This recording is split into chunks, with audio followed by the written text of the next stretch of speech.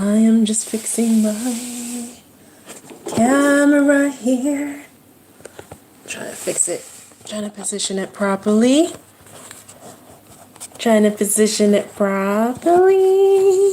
Let's see if we're good. There we go. Alright. So everyone, this here. What are you doing? I'm just recording a video, sweetie. I just need to get this up like this. Ooh. Remember this little boy? For those of you that have been subscribed for a long time. Remember him? Tell them your name. Say Lily. Lily. Yeah. And who's this?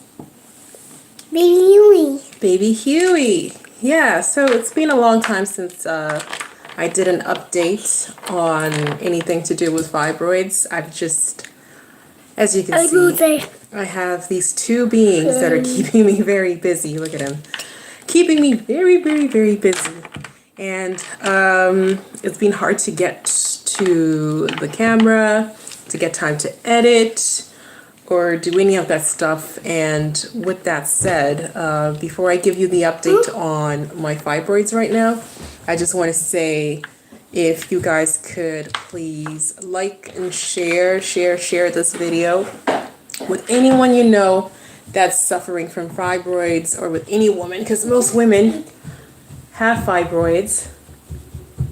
Would you like to go potty? Of course. Of course you would like to go potty. I'll be right back, guys.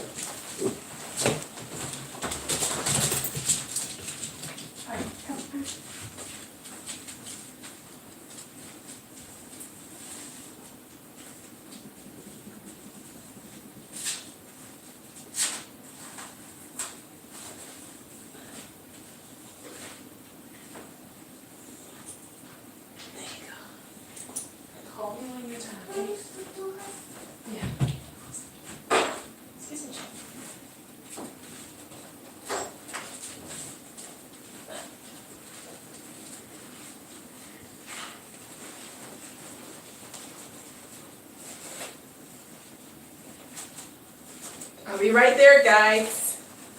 And girls, guys. Na. There we go. Case in point. This is exactly what I mean by it's very, very hard for me to, hold on.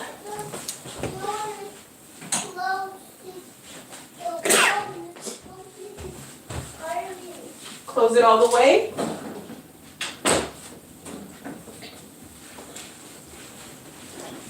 Okay. Sorry guys, so he wants the door closed all the way because he has a jack-o'-lantern and he wants that as his source of light. But yeah, as I was saying, it's very hard to vlog now that I got two kids, a toddler and an infant, and I'm just not getting time to do any editing, and I was thinking to just do live videos because that doesn't require, much editing, and I can just come on here and talk to you guys and tell you what's going on. And thing is, YouTube though restricts you if you don't have over, I believe, 1,000 subscribers. You can't just do a live vlog. You can go to the live option like I'm doing right now, but you guys are not going to see this video live. You're going to see it after they pretty much just, I think they said they kind of archive it first and check it out, and then they post it. So it's pretty much like if I had just recorded the video on my camera and then uploaded it myself. So if you guys could share with everyone you know, any woman you know that's going through any issues with their uterus. A lot of the information I share here is very helpful with a lot of uterine issues, especially fibroids, because that's what I have. And basically, Chewy, Excuse me, that's your dad. That's your dad out there. And so more than 2 babies. I have a little doggy that just barks at everything, and a kitty.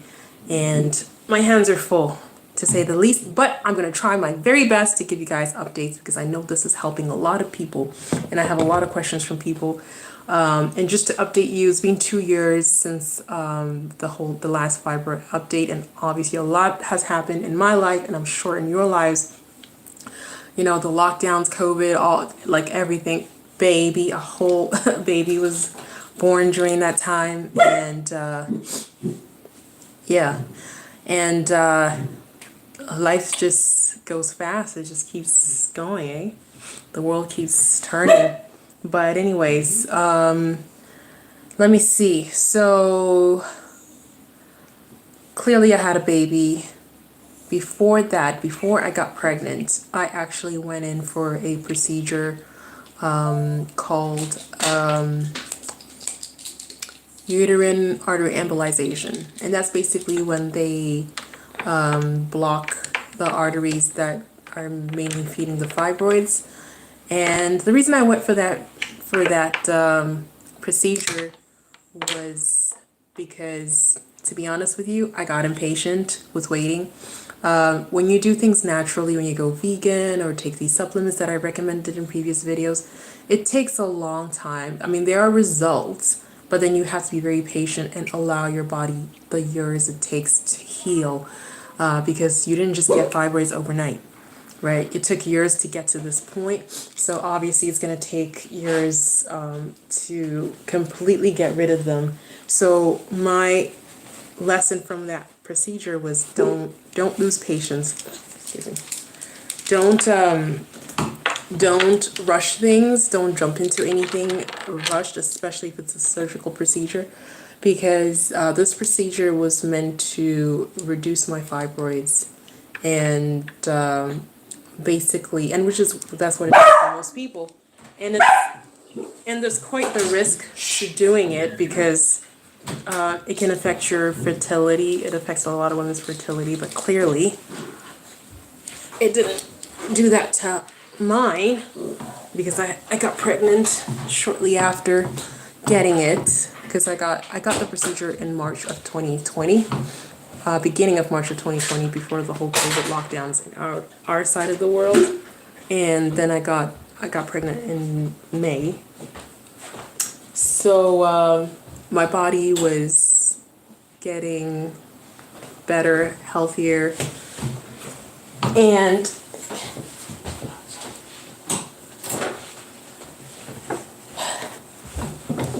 sorry guys, I'm gonna be getting up a few times like that. Hey, what? Did you lose your toy?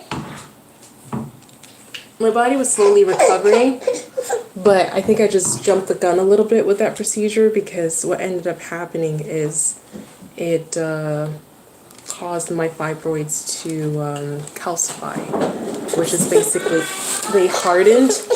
And when they harden like that, they do die, but I don't believe that they will shrink anymore. Like, they're not giving me any issues right now. They haven't been giving me any issues at all since. Except for of course, when I was pregnant, all the pressure having baby and fibroids in my uterus. Sometimes it was pressure and a little bit of pain, but not nearly as much. If you watch my previous videos of my first pregnancy, I was in a lot of pain. I was on morphine, like almost weekly, in and out of the hospital weekly. It was insane.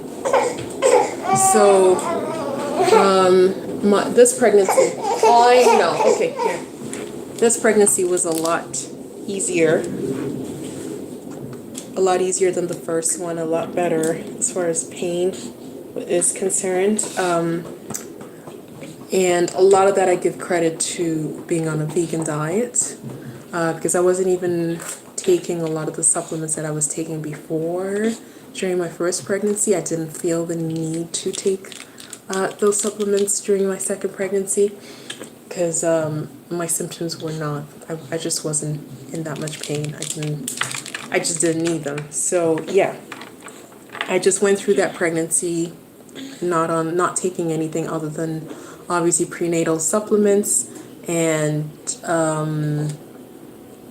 maybe vitamin D or just your regular B12, because we are plant-based vegan, and that doesn't mean that you don't get B12 in a vegan diet, but we just take it as a precaution because overall we notice B12 is a deficiency in a lot of people, even people that eat meat, because you have to keep in mind, I think I talked about this before, a lot of farmed animals, a lot of the animals, the meat that we buy in stores, the animals actually get supplemented with B12 because B12 is not created in flesh. That's what a lot of people think, that B12 comes from flesh.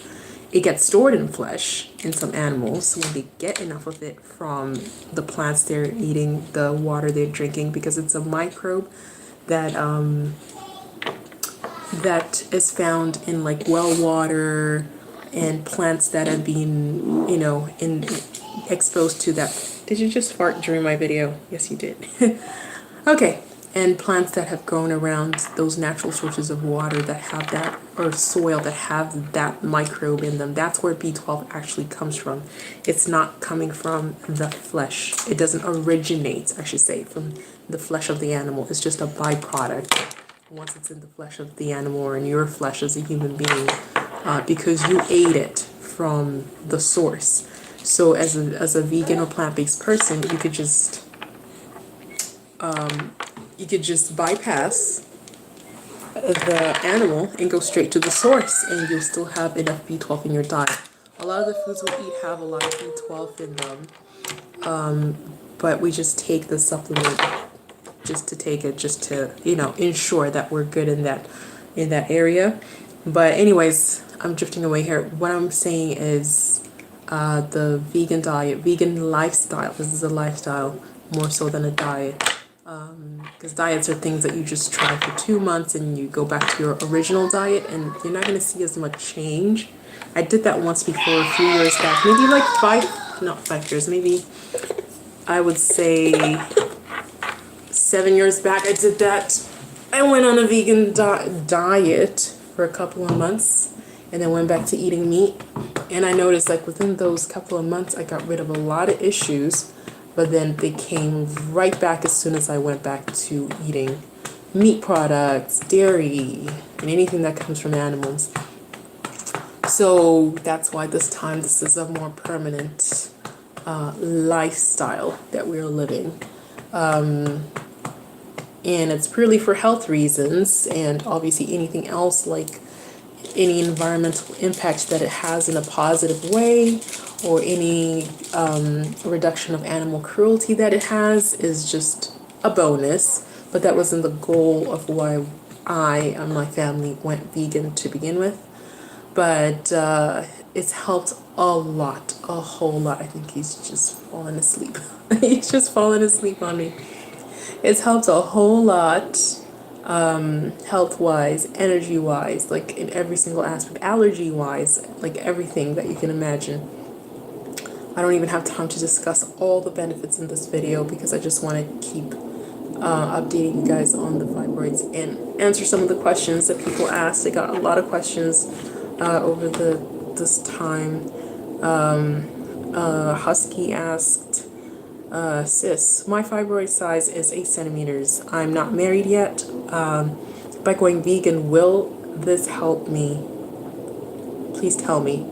Okay, so Husky, like I mentioned before, going vegan, whether you have fibroid issues or any kind of issues or not, it seems to help a lot. It seems to help a lot of even just energy. Your energy level goes up considerably. And the fact that you're saying you have fibroids 8 centimeters, which is quite big, yes, it's going to help you for sure. And it's good to start. The sooner you start, the better, because you give your body more time to actually heal and shrink those fibroids. Because imagine an 8 centimeter large fibroid shrinking down to almost nothing, or into a really small fibroid, it took years for them to grow that big. They didn't grow that big overnight, like I said before. So it's going to take some time. You have to be very patient with your body. It's going to take your body a lot of time to shrink them down. It is possible to shrink them down as long as you're patient and you don't rush into procedures like the one I told you, the uterus reembolization. And also it'll stabilize your periods, your blood flow. I had very heavy overbleeding, just crazy bleeding, to the point that I was in and out of the hospital previously with these fibroids, because I was just bleeding out too much. That helps to stabilize that. I don't have as much bleeding on a plant-based vegan diet. What else does it help? It helps, yeah, it helps your menstruation. It helps your hormone balance, just your hormone levels, which in turn helps with shrinking the fibers themselves. It helps with, and I think I mentioned energy level. You sleep better. Overall, it helps your overall health. So definitely it can help your fibroids. And again, since you mentioned you're not married yet, and I'm guessing you don't have kids yet, so the best time to start is now.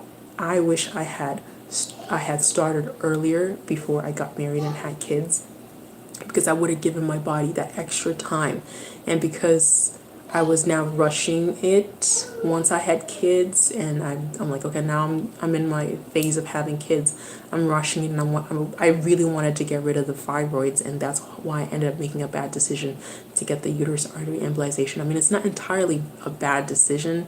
It just wasn't the best. Now that hindsight's 2020. Now that I look back, because I could have taken more time, even if it had taken me 4-5 more years to shrink those fibroids down, they would have shrunk. Whereas now with the uterus artery embolization, and not saying that this happens to everybody, but it happened in my case, where they calcified, and now I feel like maybe they're gonna be stuck there in that size, because they're like these hard calcium bubbles in my uterus.